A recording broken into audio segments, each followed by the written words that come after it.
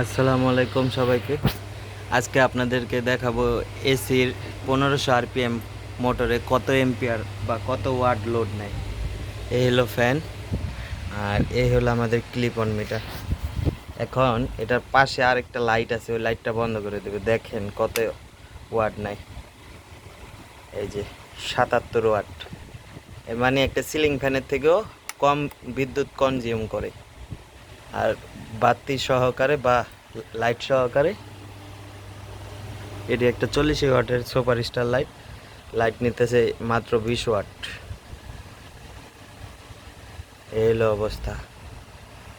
এসির ফ্যান মোটেও কারেন্ট বেশি নেয় না। যদি কয়েলে ত্রুটি থাকে তাহলে কারেন্ট লস বেশি করে, তা না হলে কারেন্ট লস করে না। এগুলোর মান মোটামুটি ভালো, লং টাইম চালানো যায়। আমি একটানা 3 দিন যাবৎ চালাইছি, কোনো সমস্যা হয় না। সামান্য একটু হবে, কোনো সমস্যা নাই। তবে ফ্যান চলে।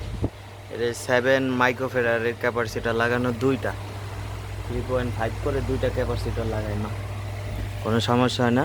কয়েল স্পর্শ করা যায় আর কি, উপরের বডি স্পর্শ করা যায়, অতটাও গরম হয় না। ভালো থাকবেন।